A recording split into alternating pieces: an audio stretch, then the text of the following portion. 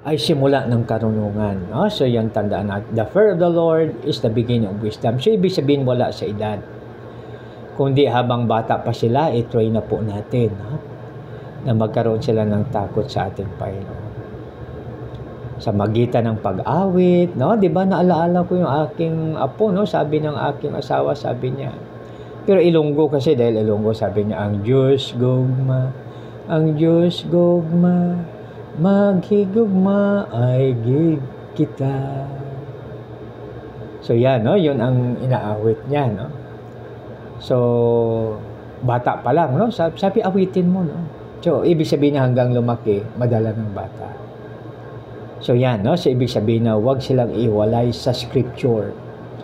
Kasi yung scripture, yun ang makaguide sa atin, ha? So, pag malaman ng bata na, malaman ng bata na i-memorize sa kanya, no? So nakalagay doon na, mga anak, sundin ninyo at igalang ang inyong mommy at daddy, no? Parang gi-quote ko lang.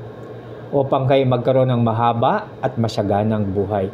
So pag malaman ng bata po yan, ibig sabihin, hindi mawala sa isip niya, no? Na bawal, na hindi niya igalang at hindi niya sundin ang kanyang mamagulang. Kasi makaibigan, tayong mamagulang, wala tayong ibang hinahangad sa ating mga anak kundi ang kanilang tagumpay sa buhay, no? Kahit sinong nanay o tatay, tatanungin natin yan, talagang gusto nila maging matagumpay, no? Kaya dapat bata pa lang, matrain na siya, no? So, yan mga kaibigan, no? Yan ang ambisyon ng mga tatay, yun ang mga prayer ng tatay at nanay o ng parents na maging magtagumpay ang kanilang mga anak. At ang isa lang sa maparaan pala ay dalawa lang po ang gagawin nila, ang sumunod at magalang sa nanay at tatay. So, pag sumusunod at gumagalang ang mga kabataan, lalo na mga estudyante ng dalawang schools natin dito sa Kalayaan, maging masunurin sila, magalang sila sa mommy at daddy, sa kanyang mga teachers, kung kanino man nauukol ito, lalong-lalo sa Panginoon, at bibigyan sila ng takot ni Lord sa Kanya.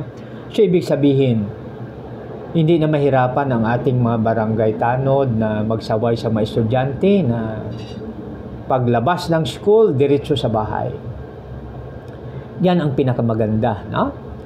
So, sa bahay pa lang pala, isa sa mga solusyon. Tapos, i-follow up ng school, no? O sabihin ng mami, halimbawa, at daddy, reminder sa bata, anak ha, kung halimbawa walang service, anak, paglabas mo sa school, diretso po sa bahay. Dahil napakaganda pag diretso ka sa bahay dahil makatulong ka pa sa gawaing bahay at magawa ang iyong assignment.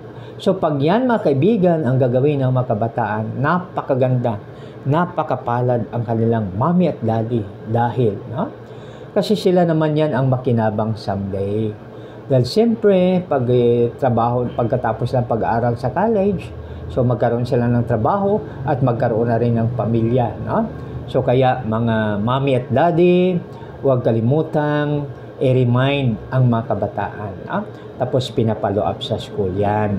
Tapos pag-follow up sa school, hindi na mahirapan si teacher, ang mga guro upang maging maayos ang lahat at equals na maging mapayapa ang ating barangay at ang ating bayan. Kaya mga kaibigan, no? So as a summary, unang-una, yung pagpapakumbaba, pinakita ng ating Panginoong Kristo na instead siya ipinanak sa kaharian o kaya sa palasyo siya ipinanak sa sabsaban. And instead, pagpasok niya sa Jerusalem, kasakyan niya ay kabayo ng general o kabayo ng hari, subalit siya ay sumakay sa biserong asno. So, yan, no? Tapos, pagdating niya doon, pag diyon na, lininis siya yung templo. So, ibig sabihin, linisin din natin yung ating sarili sa magitan humingi ng tawad at magpatawad.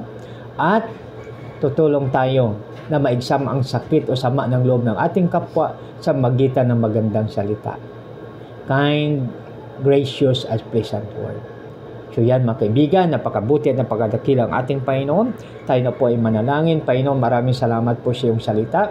Tulungan mo po kami, Panginoon, na aming maalaala ito palagi at tulungan mo po kami, bigyan mo po kami ng lakas na loob upang aming ma-share ang iyong salita. O Lord, gamitin mo po kami sa kapangyarang paraan para sa iyong kaluwalhatian, O Lord. Sa aming dakilang Ama, ang Diyos na Bam, isa katakob, dinadalain po namin ito sa matamis na pangalan yung anak na si Jesus, namin pa yun sa kapagligtas. Lahat po yung magsabi ng Amen. Isang maganda, mapagpala, mapagbiyaya at makadiyos po na maga sa bawat isa. God bless us all.